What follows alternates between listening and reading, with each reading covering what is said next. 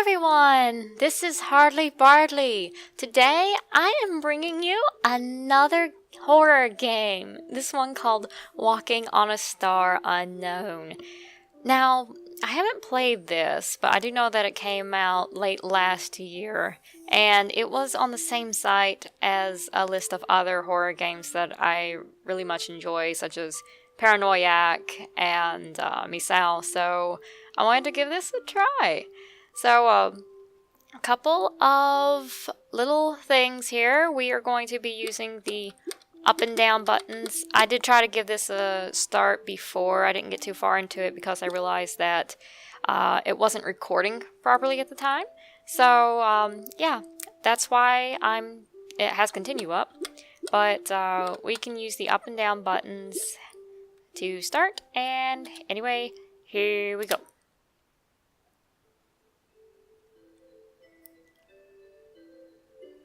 In some place or another, in some kind of era, there was an enigmatic planet just sitting out in space. When viewed from space, this enigmatic planet looked very pretty and had a kind of weird shape. It kind of reminds me of a sari piece or a bottle or something. Now, one day, a spaceship, while floating through the vast cosmos, discovered that planet. The spaceship's engine had just broken down, so it just happened to be looking for a planet to rest at. And so, the people aboard the spaceship resolutely decided to land on that planet. The ship quickly approached the planet. They had to hurry, or their engine would be done for. Even if it was some unknown planet, they couldn't afford to be picky now. I mean, any moment now, the ship could do that. Oh goodness, very cartoony sound effects going here. Love it. Anyway, this looks like one of those cutesy horror games, the way that Misao and What No Horror in the Deep Blue Sea is, so it's probably going to be incredibly cute, and then throw in like a bit of animated gore or something later. But it's 2D, it shouldn't be too bad. I hope. Eddie. Oof. Ouch. Can't believe we went and crashed like that. You okay, Fakuro? Yes, I'm alright. I did get a little bump on my head. And you, Eddie? I'm feeling just fine. Got a bump on my head, though, too. But man, talk about your wild crash landings. Look, the ship's smithereens. This is unfortunate. After we just bought a new one. Not a good omen, I'd say. Hey, we survived, so we'll manage. Let's be thinking positive, my dear sweet sister. So, this must be a brother and sister. And, I don't know, what is that? Do they have, like, communication things in their ears, or do they both just have loopy-looking earrings? I don't know, they got, like, little pointed ears, and, like, their hair is, like, fanned back like birds. Interesting. And they've got, like, little feather necklaces and stuff. Very bird-like creatures. Well, it looks pretty, the planet they've landed on. True, but it's unquestionably a problem now that we can't get off the planet. What should we do now? Let's see now. I'd say we should be checking out our surroundings.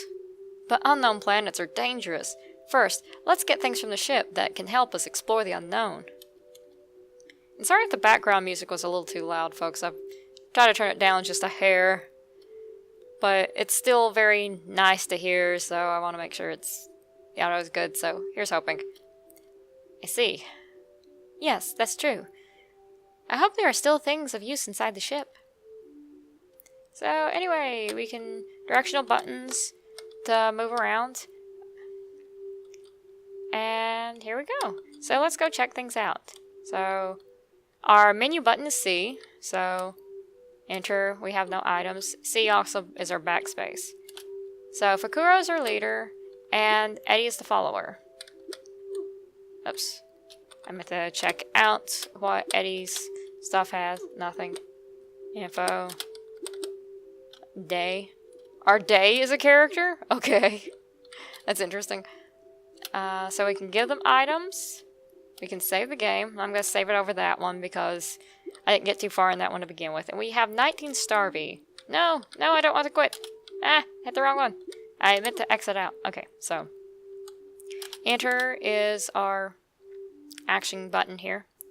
Ooh, these bulky gloves could be good for moving heavy things. Leave the heavy lifting to me, Fakuro. Eddie tucked away the bulky gloves. Sturdy cloth and things. So, if you go into info and you take a look at Eddie. Oops. What is it? Is it? Yeah, if you go to give item, he already has the bulky gloves. Lets you move things too heavy for Fakuro. So, yeah. So far, I need to remember which one's which. Okay, so apparently spacebar is also action button. Pretty flowers, they're soothing to look at. Pot with an herb growing inside of it. There's a book about our home planet, Pitch. Should I read some of it? Sure. Pitch is a dark planet where morning never comes, located a little east of from the center of space. Pitch is mainly inhabited by a race of people called owls, who dwell within forests, which is probably why they look so bird-like. The owl are incredibly intelligent and have created many inventions that let them live unfettered by their pitch-black planet. Most notable of these is the lantern, which can translate all kinds of space languages and is highly popular among travelers. However, there are space languages that even the lantern can't translate, so it's not good to be too reliant on it. Okay, that's cool. Oh, perfect! If we're going to explore an unknown planet, we'll absolutely need this book. This fascinating book I adore. Eater Star Space Handbook. It describes ingredients cosmos-wide. Fakuro grabbed the Eater Star Space Handbook, so I guess they're chefs? Many handwritten recipe books, penned at all the planets we visited. They're sort of like albums for us. So what's this? My diary. Should I reread part of it? Reread it. The day Mom died. Weird date, I suppose. Today, our dear mother passed away from a bad sickness.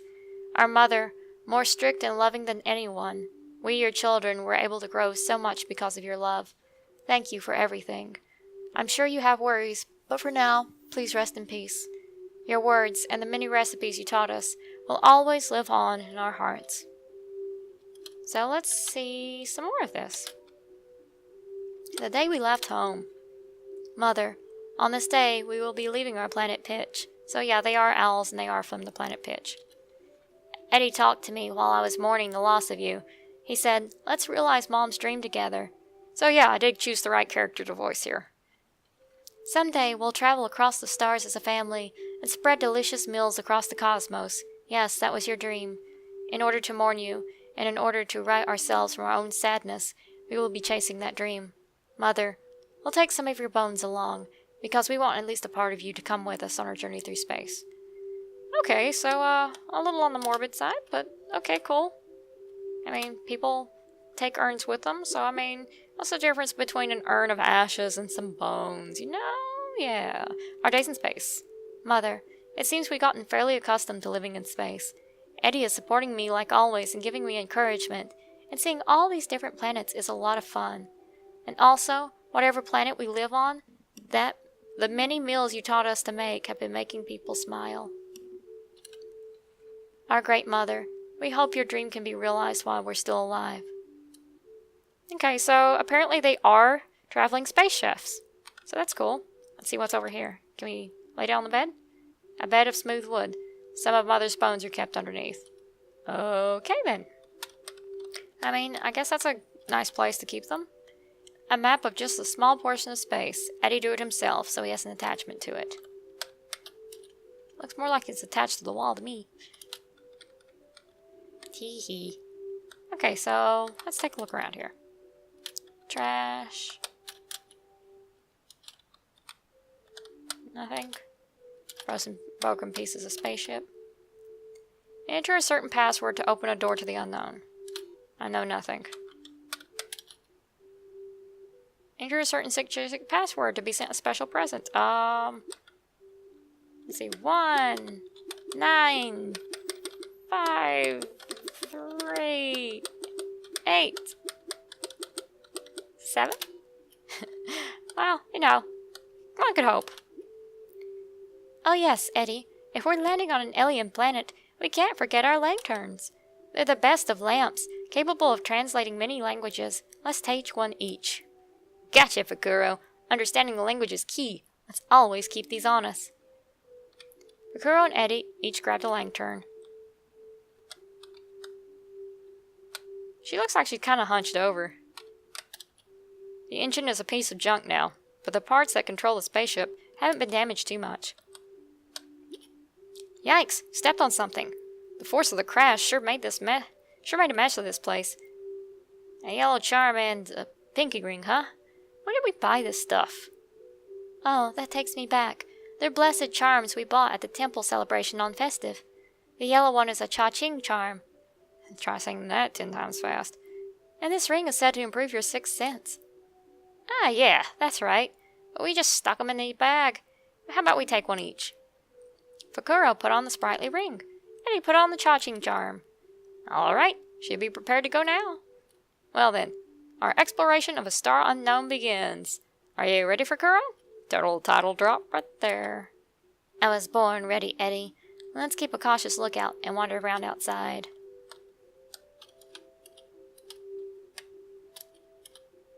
And there's nothing else for us to really take a look at around here. So let's check out our inventory again. She has a lantern, a lamp to translate space languages. Doesn't glow. That's weird. Fakuro's fave. Identify ingredients Cosmos Ride. Makes you able to understand what sprites say. Okay. And speeds up the rate of money gathering from walking. And same thing. And we obviously can't give items to the day, because apparently the sun is just there with us for moral support.